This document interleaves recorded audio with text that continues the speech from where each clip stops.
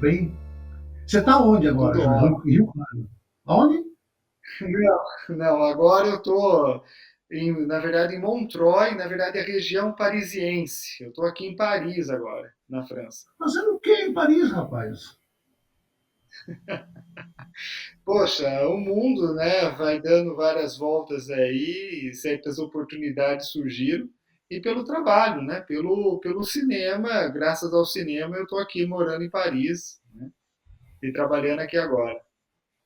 Assim como você, a minha formação também passa pelo interior, né? E ainda um pouco, bem mais velho, mais antigamente, inclusive o rádio teve uma influência violenta na minha história até. Eu acredito que muita gente, né, que não tinha acesso à televisão, que não tinha essa coisa, ou que preferia ouvir muito rádio, né? E o rádio ali era aquela coisa de você ouvir e criar imagens. Você ficava o tempo todo criando imagens ali, fazendo o rádio sempre foi uma. E aí, em algum momento, acho que foi até antes da gente conversar um pouco, você estava falando assim, a primeira coisa que me chamou a atenção, que eu ficava com a imagem, era o lance da música. A música chegou primeiro, né? A música chegou. Fala um pouco sobre isso. O que, que é, como que é a música também inventava você ficar fazendo imagens, essas coisas. Fala um pouco sobre essa. O que, que é? Traduz o que, que é. Você fala assim, eu era músico, era músico, a música foi o meu primeiro contato, né? O que, que foi isso? Olha, para mim, na verdade, assim, realmente o que veio primeiro acabou sendo, no caso, a imagem. É claro que o cinema começou com, primeiro era o cinema mudo, né? Mas para mim a imagem veio primeiro. Primeiro assim era desenhando, né? Então realmente desenhando ali com lápis e fazendo desenhos. Então primeiro foi esse tipo de imagem. Depois veio essa questão da imagem fotográfica com a Nikon e depois veio a imagem em movimento que eu comecei a fazer. A questão do som para mim, na verdade, assim, eu não digo nem música, mas quando eu digo som, para mim tem uma coisa muito grande que é por exemplo, o cinema na história, ele só virou um cinema moderno, ele só se revolucionou não meramente por ter o som, mas trazer um som da realidade, ou seja, a voz do mundo, que é quase mais difícil de manipular, porque com a imagem você enquadra, você fala o que você mostra o que você quer de fato que a pessoa entenda e veja. Agora, no caso do som, e ainda mais quando você começa a gravar nas ruas, no dia a dia, coisas vão surgindo e que você não controla da mesma maneira. Então você é desafiado com o som. O som, ele também te desafia até na criatividade, porque ele faz você imaginar coisas que não estão ali na imagem. Então você começa a ir além da própria imagem. Então uma coisa que começou a me interessar muito, principalmente mais lá nos anos de 2014, que quando eu estava prestes a fazer um primeiro curta, que eu chamo primeiro curta porque foi um curta mais organizado, com começo, meio e fim, com alguns dias de filmagem, não era uma coisa que a gente fazia só ali dentro das discussões do grupo, né? Então a gente fazia, foi uma filmagem realmente mais completa, que foi o filme Command Action, né, que era a história de um menino, é em inglês assim, por causa que é um robô, sobre um robô que fica, né, falando mensagens em inglês, e esse menino que está numa feira de rua, ele vê esse brinquedo e ele resolve gastar o dinheiro da feira comprando esse brinquedo. Mãe, olha, menino, eu disse que eu não vou comprar. Para, não vou.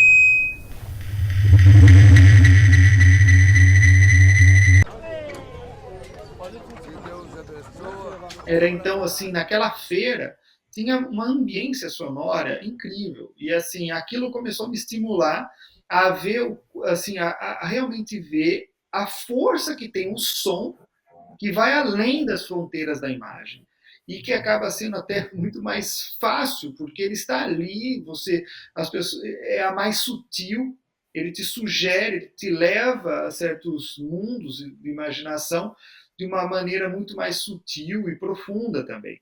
Já a imagem, ela te dá tudo de bandeja. Então, uma coisa que conforme a maturidade foi vindo, eu vou fazendo um caminho meio contrário. E isso vai até os dias de hoje. Eu falo assim, caminho contrário.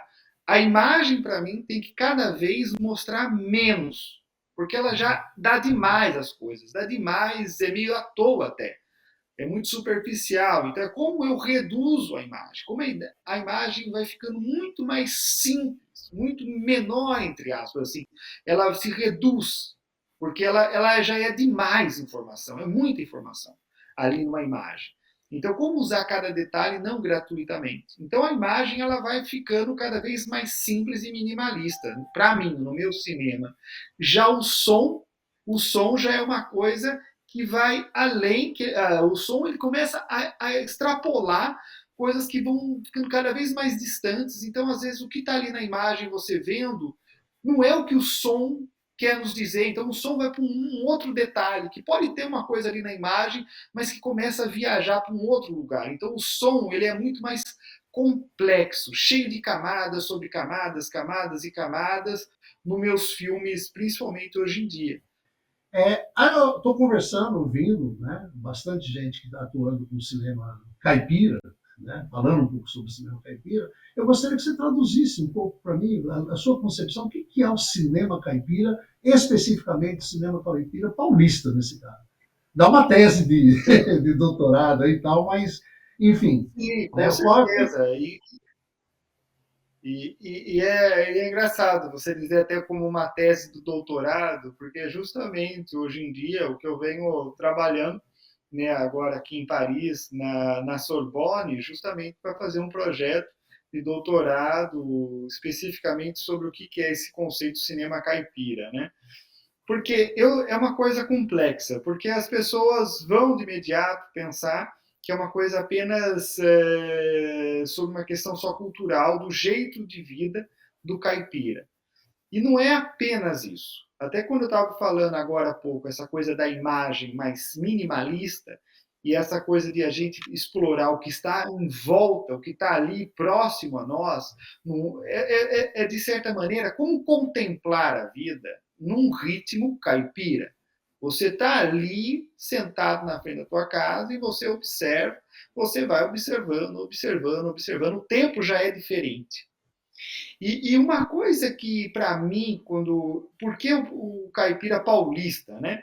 Porque, na verdade, para mim, eu vim de Porto Feliz, né? Nasci em Porto Feliz. E Porto Feliz tem uma história também um pouco interessante, que é das monções, que era onde? Ali que partiam, era onde ali tem o rio Tietê, onde ele começa a ser navegável. Era dali que os bandeirantes saíam para justamente ir para o sertão, no meio no Brasil, e subir e descobrir ali o que era aquele país e até ir atrás de ouro, escravizar os índios e tal. Então, tinha uma história também muito violenta e né, ligada a essas monções e esses bandeirantes dali. E para mim, assim, era interessante trazer essa coisa também de uma ideia do bandeirante, que é, como eu posso dizer, que é aquele, né, que no começo tinha uma importância que explorava aí as coisas, mas só explorava, explorava, explorava, até que o negócio foi ficando meio acomodado ali e que foi depois aos poucos se tornando o tal do caipira também. E aí aquilo traz também um certo resquício de também erros e de coisas que podem ser vinculadas a preconceitos, a visões de mundo, a conservadorismo, e que também, e vem uma coisa que eu acho que é o lado pejorativo também da palavra caipira, que me interessa muito e que é como um desafio para mim, que é essa coisa quando a pessoa fala, bom, você é caipira, né? Assim, quando fala assim, você está vestindo, você está caipira, as pessoas já de imediato imaginam que você está fora de uma moda, você está fora de um tempo, você está usando algo cafona, uma coisa que não se combina, que sabe, que não se encaixa naquele lugar, naquela velocidade, naquele ritmo de hoje em dia. Então isso para mim era uma coisa que me chamava muito a atenção, que eram os erros, os defeitos, aquela coisa que está quase indo para um ridículo, sabe, no tropeço.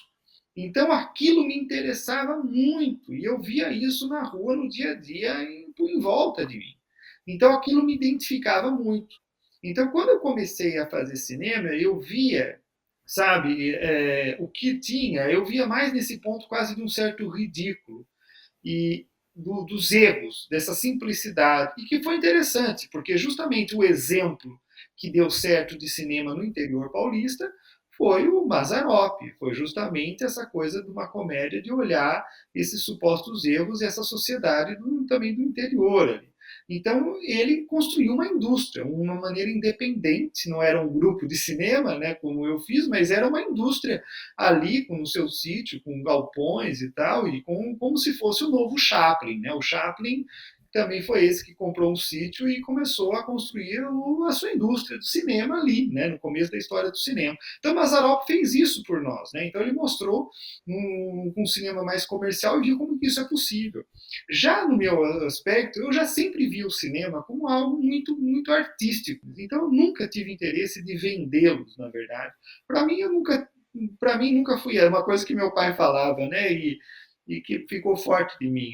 Assim, eu nunca fui atrás do dinheiro. Eu nunca fui atrás do que estava na moda. Porque eu sempre ficava nesse mundo de um certo esquisito. Eu sempre sentia esse esquisito meio estranho, fora de um tempo. E aí nisso ficou muito forte em mim que eu não estava em busca do que era o óbvio. Eu estava em busca de justamente fazer algo mais autoral, artístico. E, e aí depois, aos poucos, esse cinema estranho, diferente, começou a ter outras asas, que aí foi o que aconteceu em 2015, 16 e tal. Esses anos foram muito importantes, porque foram os anos que justamente eu comecei a ter filmes que foram no maior festival de cinema do mundo, que é o Festival de Cannes. E foi a hora que eu comecei também a ir até para os Estados Unidos e ter parceria com a agência, né? Ter agente lá de Hollywood, de Los Angeles, para pensar novos projetos também. E aí acabar meio que naturalmente eu ter oportunidades de trabalho e vim morar aqui em Paris para fazer meus projetos. E que são projetos que também têm a ver com o interior paulista, que tem a ver também com o Brasil. Então, é algo muito interessante, como que as coisas, pensando de uma maneira quase mínima, simples, caipira, sabe, olhando o que está em volta, sem vergonha. Então, isso para mim me interessava muito, de enxergar esse tipo de coisas no dia a dia, na rua, com as pessoas muito simples do dia a dia. Para mim, sempre foi uma realidade épica que eu via na minha calçada, ali nas pessoas, sabe? Sem puxar sardinha para ninguém, sabe? Não é uma coisa de cinema caipira, não é falar do violeiro, não é falar de não sei quem que mora ali, não é de tal lugar, assim, não é apenas isso. Ô, João, você acabou agora de dar uma bela de uma chacoalhada nos meus preconceitos, né? Porque, cara, a minha formação, inclusive até eu ainda não cheguei no estágio caipira, eu ainda estou lá no jequismo, eu sou jeca, né? Até pela própria história e tal, né? E sempre tive um olhar do Mazzaropi. Aliás, você acabou de me abrir uma possibilidade de olhar o Mazzaropi numa outra dimensão, porque quando eu olhava, via os filmes do Mazzaropi, ele estava ridicularizando. A sensação que eu tinha era de ridicularização do meu pai, ridicularização do meu tio, enfim, de todas as pessoas que estavam ali. E isso me incomodava. Assim como o Jeca Tatu, que foi inventado lá pelo Lobato, numa outra perspectiva, né? Para vender os biotônicos Fontoura da vida, dizer que nós éramos indolentes, preguiçosos, etc.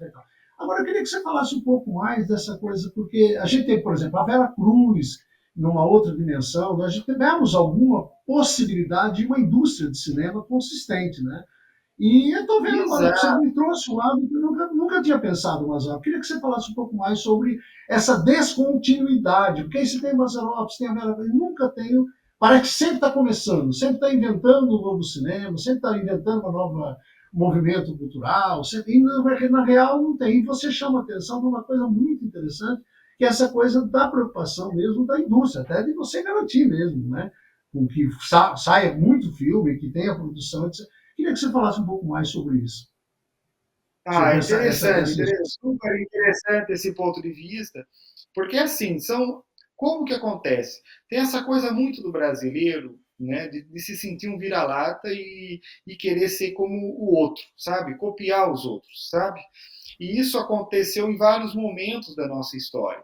Então, às vezes, o que é nosso, às vezes a gente não valoriza, ou muitas vezes quer valorizar num aspecto até superficial e banal. sabe? Por exemplo, assim, nós tivemos antes, por exemplo, no Brasil, vou contextualizar, teve a Atlântida, que foi o que deu um pouco mais certo, digamos, porque ela começou a realmente ir para o lado da chanchada, antes da pornô chanchada. Ou seja, a chanchada era comédia. Então, Grande Uhum. Hotel, Os Caribe e tal. Então, eles faziam ali no Rio de Janeiro, começou a ter essas primeiras ideias de estúdio, sabe? Então, realmente tinha. E aí tinha um brasileiro, que foi o Cavalcante, que ele foi lá para a Inglaterra e começou a aprender como era feito o cinema lá fora. E ele quis trazer a receita para o Brasil, para o interior de São Paulo. Foi a hora que ele pegou e criou a Vera Cruz, com vários investidores. Só que era uma coisa industrial massiva, que eles queriam colocar e era muito dinheiro em jogo. Então a coisa tinha que muito funcionar. Funcionou no caso quando fez O Cangaceiro, que foi um filme que aí a Universal passou, foi para os Estados Unidos e tudo mais, chamou ali uma atenção. Mas a questão é que esse tipo de padrão, qualidade Hollywood, estadunidense, americana e tal, não funcionou muito para a indústria brasileira. Então eles estavam falidos, começou a falir. Então não teve um lucro, não teve uma sustentabilidade. Por isso acabou terminando a Veracruz, porque não era financeiramente viável continuar mais, era muito caro, sabe, com esse padrão estrangeiro de qualidade. Só que o exemplo do Mazarop é o que foge disso completamente. Por quê? Porque ele criou da sua maneira uma indústria que funcionava financeiramente. Então, isso que foi diferente, por exemplo, que foi a Veracruz. Só que no caso do Mazarop era fechado nele, como, por exemplo, foi o Chaplin. Então, fechado num personagem. Então, ou seja, e que tinha muito, com razão, como você falou, esse lado de olhar as coisas como jeca e ver esse lado ridículo, né, digamos, da sociedade ali no interior. Agora, o que acontece é que, assim, no momento, por exemplo, vamos tentar imaginar e resumir. Com o Mazarop, se a gente encara o ridículo, os erros, sabe, e tira um pouco graça disso, a coisa deu certo. Quando quis levar muito a sério, fazer uma produção meio quase hollywoodiana, uma coisa mais faroeste, ali nos anos 50 e tal, fez o Cangaceiro, sabe? Deu certo por um momento muito pequeno, mas depois não deu mais certo. Não era aquilo que funcionava ali para o Brasil, sabe? A Atlântida funcionou por uma época, mas aí depois o negócio foi avacalhou, digamos, e foi indo para pôr na chanchada. E teve os seus méritos ali, teve o seu público, mas acabou desvirtuando para um outro lado também. Então, assim, já o que acontece é que a gente também tem que pensar muita coisa, se pensar que tipo de cinema a gente quer. A gente quer fazer um cinema comercial, a gente quer imitar, fazer o mesmo filme que nem o que a gente vê na Netflix, a série, o americano. A gente quer ver as coisas que tem ali na rua, que é interessante, mas que não é bonito pelo ponto de vista americano. Isso que é engraçado. Quando eu colocava a minha câmera na rua e ia filmar as coisas, as histórias na rua, as pessoas falavam: Poxa, João Paulo, poxa, aqui no olho, vocês vão trazer equipe justamente para falar falar dessa feira de rua super precária, nesse lugar, não tem nada de beleza, não tem nada de cinematográfico. E aí que é o engraçado, que na verdade tinha enorme, porque o cinematográfico é onde você tem uma complexidade, é uma coisa que você vê que é mais profunda, sabe, humana, e por ser tão mais profunda e complexa, chama atenção, sabe? E não precisa forçar o exótico, é só abrir a janela e ver as coisas que acontecem na rua, que a gente acha que é feio, que não é bonito, e começa a usar isso, você começa a ver que naturalmente você faz um filme viável, uma produção viável, você filma coisas com uma identidade, uma propriedade muito maior, porque são coisas próximas a você, sabe? E você acaba vendo com maior sutileza e com muito mais profundidade, porque você vê esse lado humano, sensível das coisas que são até erros e que são ignoradas. Eu me lembro de uma vez, eu não lembro se eu li ou se eu ouvi alguma coisa do Eduardo Galeano, né? E fala justamente um pouco em cima disso que você está levantando, né? Que ele falava, inclusive, acho que foi, enfim, era sobre o cinema, ele falava da necessidade da descolonização do olhar, né? Isso da coisa do caipira, do que eu tenho visto, inclusive porque funciona, né? Você faz uma micagem, alguma coisa e tal, e bota. Seria então o papel de uma descaipirização do olhar? É isso, porque está tão, né, fechado no caipira, modelo de um caipira e tal, né? E até vende-se muita coisa com isso, inclusive, né? Você acredita, então, que nós, nesse caso, nós estamos precisando de uma descaipirinização e entrar no jeito que quis mudar da coisa? Eu não sei se eu consegui elaborar a pergunta, mas com certeza Sim, você sim, entendeu onde eu chegar. eu entendi. A gente E aí? precisa, assim, descolonizar esse olhar. O problema é que não é uma coisa que vai sempre nos perseguir. Desde o momento que não é nós, assim, o caipira, a nossa cidade, não é ela que está ali em voga, não está ali na grande mídia, a gente sempre vai querer copiar o outro, sabe? Vendo pelas redes sociais, onde que seja, a gente sempre vai querer, infelizmente, o ser humano acaba querendo copiar o que está ali na moda e tal. Agora, o que, que então significa essa descolonização? É basicamente você ver justamente as coisas simples que acontecem ali na tua janela, as coisas simples que acontecem na tua cozinha com a tua mãe, aquelas coisas simples que acontecem vendo teu filho ali, mas é coisas que você vai vendo ali no dia a dia e que você dá um outro valor.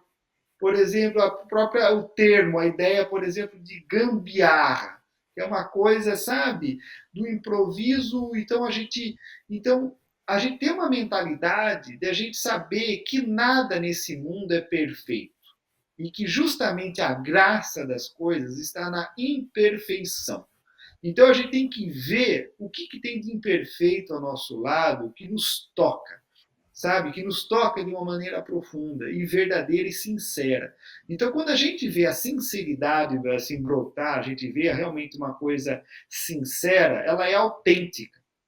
E ela, por ser autêntica, ela vira única, vira singular, ela vira uma coisa ou exótica, vira uma coisa incrível, cinematográfica. E aí vira um valor enorme, vira arte, se você saber valorizar isso que você está acontecendo ali. Então, o caipira é assim, você assumir o Jeca numa filosofia quase de vida, sabe? De você realmente valorizar o simples e não querer ser o outro, você querer ser você mesmo e saber dos seus defeitos, sabe? É pegar tipo uma câmera, né? Eu tô aqui até na mesa, vocês não estão vendo, mas a outra câmera está vendo ali, mas eu tô aqui arrumando uma câmera de cinema das antigonas, que essa é uma câmera flex, foi a primeira câmera portátil ali à mão, sabe? Ela é super barulhenta. Glauber Rocha usou dessa pelo Cinema Novo, Truffaut, Godard e tudo mais. E essa coisa de você pegar uma ferramenta dessa, você sentir o peso e você começar a olhar através dela, não é para você querer copiar o que era feito ali do outro, mas você começa a colocar os sapatos e começa a ver o que acontece. Hoje eu não vivo que nem em Paris, não é aquela Paris que todo mundo vê de Torre Eiffel.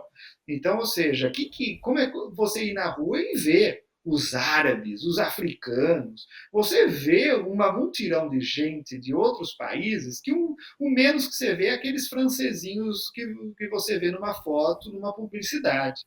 Então você começa a colocar, você vê na realidade, né, usando também ferramentas, testando as coisas, você vai sentindo uma realidade que é muito mais autêntica, que é mais própria, que lhe diz algo, que não é para você copiar, mas é que você vai tendo ali essas camadas, digamos, né? Então, você vendo o que para essas pessoas é o importante, o que é interessante ali no dia a dia, como a luz bate ali na tua câmera, como você reage.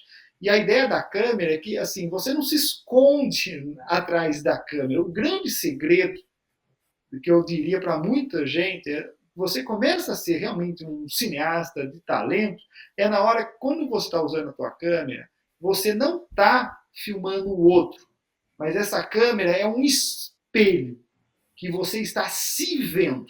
Você está mostrando a si mesmo. Então, quando vira um espelho, nossa, a coisa é natural. é natural e você começa a ver. Então vai ter coisas que vai vir da minha infância, do mundo caipira, do meu pai do açougueiro, né, que gostava de caçar, do jeito que usava arma e tal, e desde pequeno eu também ia para caça, então tinha todo um lado com armas de uma outra maneira, e às vezes eu lembro essa coisa de olhar por quase uma coisa e mirar algo, tinha uma coisa meio de arma, sabe, na minha cabeça desde a minha infância. Então quando eu comecei a usar a câmera, parecia que eu estava, não é matando o outro, mas eu estava tocando, não como uma bala, não para matar, não para machucar, mas eu que era machucado pelo que eu via.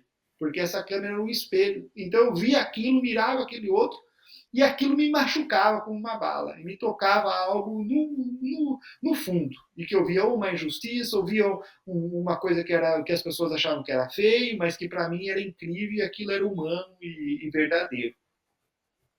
E nessa perspectiva, em várias outras vezes eu ouvi a história da moça que dançou com o capeta, não, o capeta não, com o diabo, né? A gente ouvia a moça que dançou com o diabo e tal, né? E aí, mudando depois, eu ouvi outra moça em outro lugar. Tá? Eu queria saber que moça é essa que você viu dançando com o diabo? A respeito do filme. Quando eu conheci essa história, que a origem dela é lá de São Carlos, né?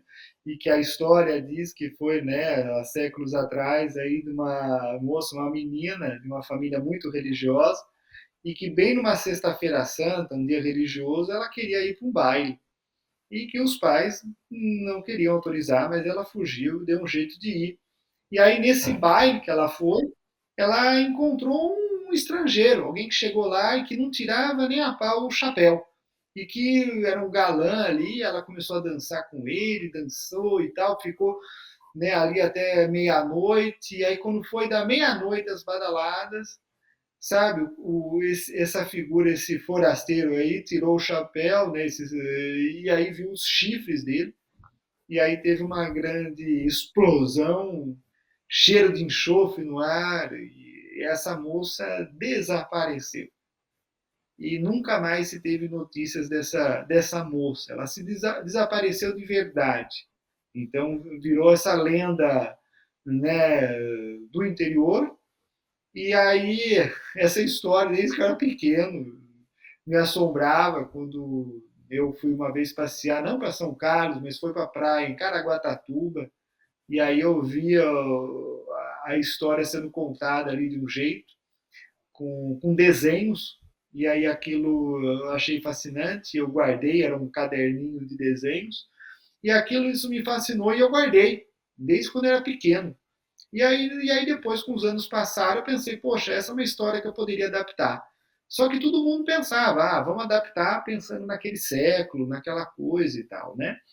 Mas para mim aí que é o legal do autêntico do caipira, porque você tem que olhar as coisas que estão acontecendo na tua frente. Não é o caipira do chapeuzinho de palha, estereótipo. Então, ou seja, o que está acontecendo ali na frente? E aí eu, na frente da minha casa, né, ali em Rio Claro, tinha uma igreja, né, evangélica fervorosa, que gritava e não sei o quê, e era muito forte. E aí aquilo era uma coisa que não tinha como a gente ignorar, no sentido que a coisa ali estava um fogo pegando mesmo, né? Então, espiritualmente, em todos os sentidos ali da palavra. Então, o negócio estava muito intenso. E aí aquilo me chamava a atenção. E aí eu pensava, tem que ter a ver com um pouco a isso.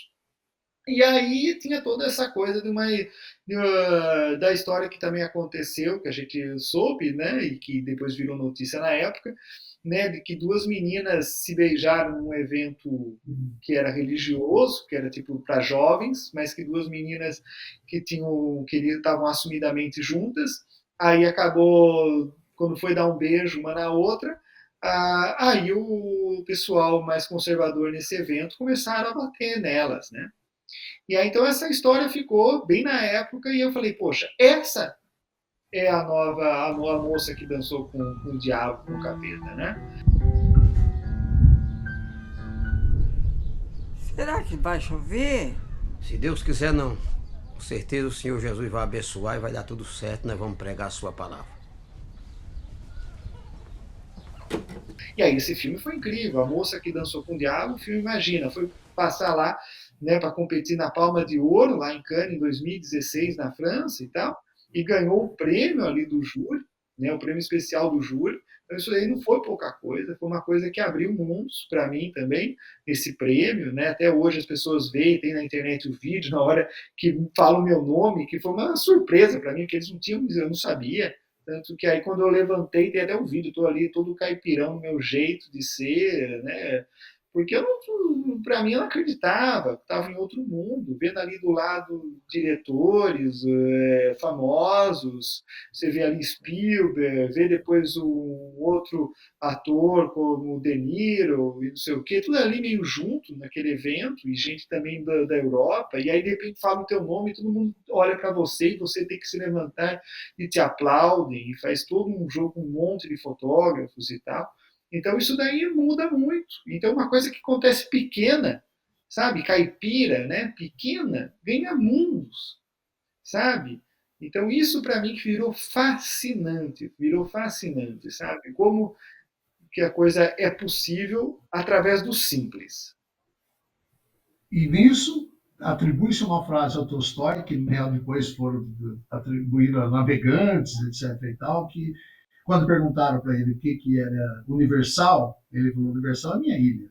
Né? A partir do meu olhar da minha ilha que eu consigo enxergar o mundo. Então, você acredita que vai um pouco nessa perspectiva? Ali, né, nessa sala, aonde eu estou, não importa onde eu esteja, estou nesse lugar, se eu estou sentindo e observando com atenção as coisas e saber muito bem organizar com calma, sem pressa, sabe? Eu faço, assim, uma obra de arte a partir do que está aqui.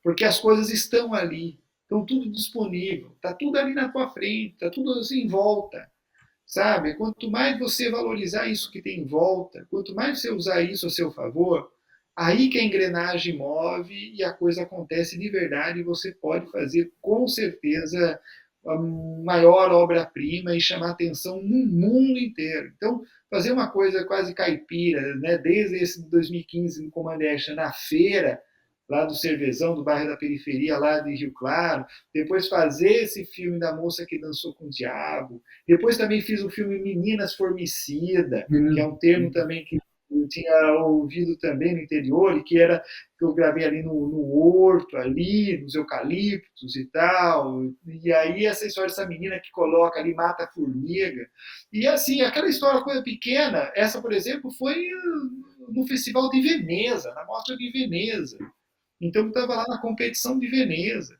E depois, aí eu fui fazer o meu longa-metragem, que aí eu acabei, né, convidando e tive a grande aí, a oportunidade de ter o Antônio Pitanga, né, que foi o protagonista do meu longa-metragem, que foi o Casa de Antiguidades, né, e que a gente gravou aí, foi mais no interior de Santa Catarina, mas que tinha muito a ver, muita coisa que eu convivia também no interior paulista. Guten Abend, Sie, ehrliche Arbeiter, die dieses Land auf ihren Schultern tragen. Wir können nicht weiter diejenigen sein, die die Leute aus dem Norden mitversorgen. Schluss mit diesen Taugenichtsen und Korrupten. Hier gibt es sowas nicht. Wir sind die treibende Kraft dieses Landes.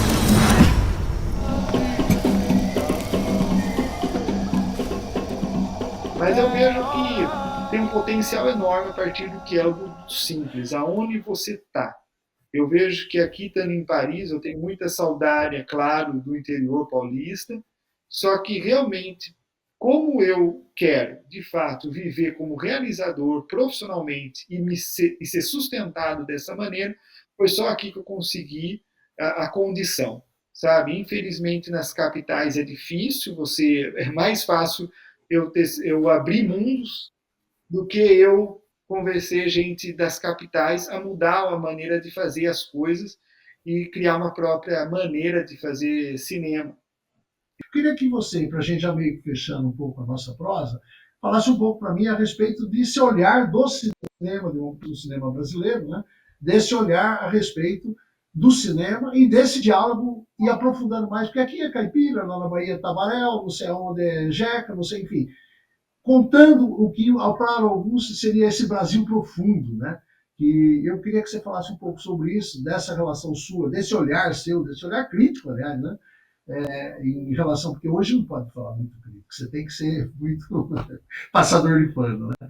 Mas, enfim, Então, eu gostaria muito que você falasse um pouco de como você, desses filmes que eu citei, ou outros, né, que houve uma identificação, o que você foi no cinema pelo filme, e esse filme acabou te traduzindo um pouco em relação à sua identidade, né?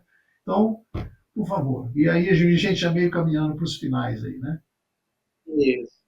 Olha, né, como eu falei, o exemplo da moça que dançou com o diabo é um exemplo perfeito, que você traz uma Exato. coisa do que é esse caipira, uma coisa tradicional, antiga, né, e sabe, dali, daquela coisa da cultura do caipira do interior, e que você começa a ver ela no dia de hoje, no contemporâneo.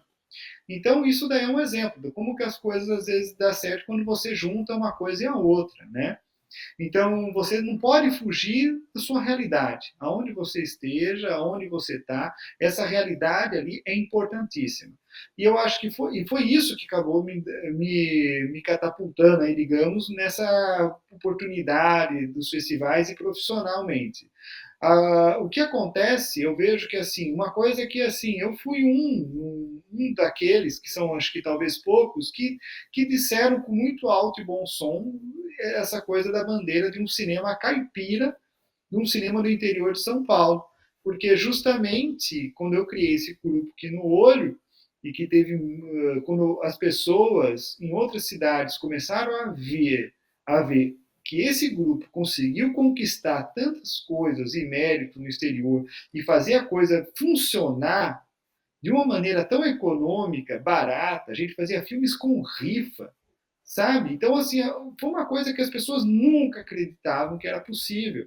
E isso acabou inspirando muitos outros coletivos que já existiam, mas que muitas vezes estavam ali tímidos e tinham um receio de assumir essa bandeira e estavam loucos para sair do interior, digamos assim, para ir para São Paulo ou para alguma capital, com a primeira oportunidade de trabalho.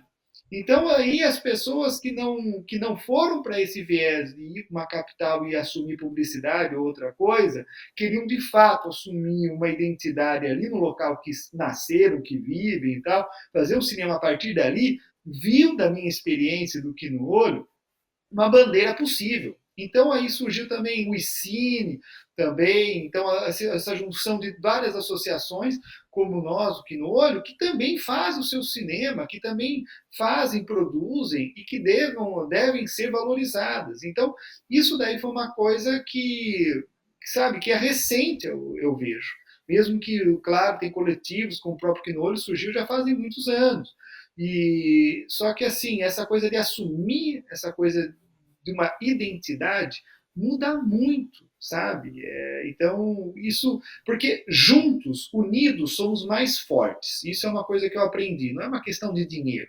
É uma questão de junção. Você precisa de um coletivo, você precisa de pessoas. Você vive em coletivo.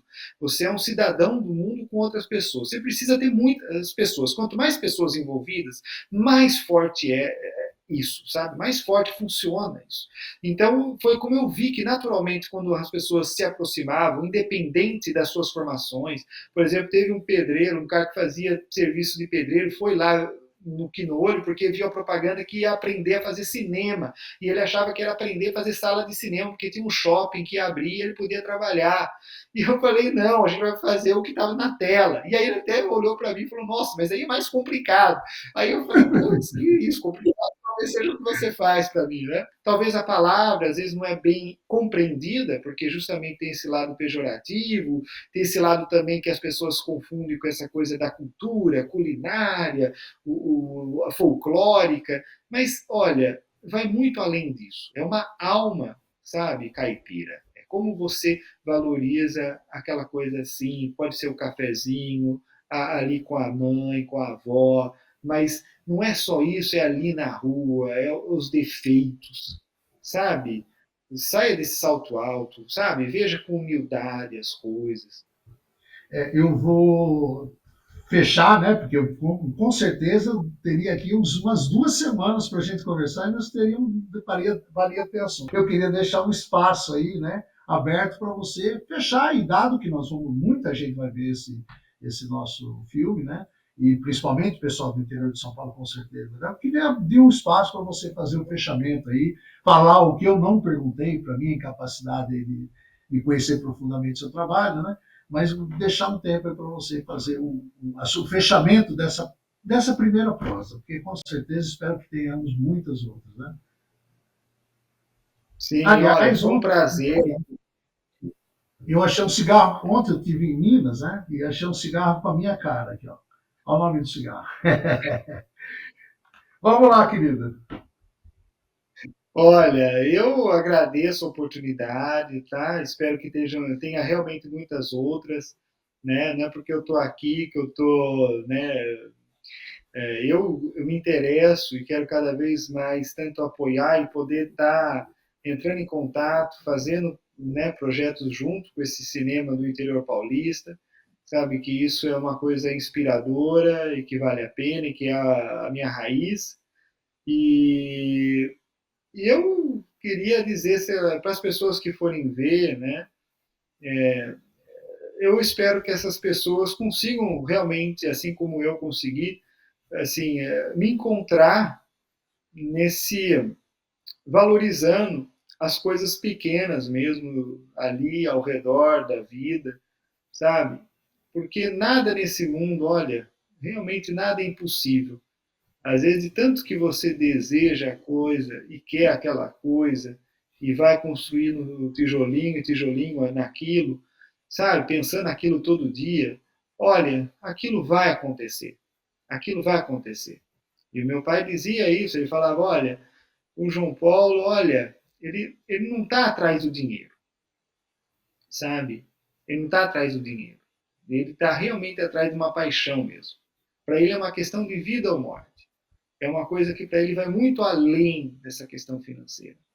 E isso foi uma conversa que eu tive, aí foi muito mais longa para explicar isso, junto com produtores lá da Marvel que eu tive lá em Los Angeles. Quando eu tive a oportunidade, eu fui para lá e que realmente tive reuniões lá, vi alguns escritórios, alguns lugares, e eu falei, olha, fique tranquilo que eu não me impressiono com dinheiro. Não é o dinheiro, não é o cifrão do dinheiro que vai fazer você me convencer o que vale ou o que não vale a pena. E o que de fato, onde eu quero chegar. Para mim, eu quero chegar, extrapolar os limites, mas é os limites sensoriais do cinema, sabe? Extrapolar os limites realmente artísticos.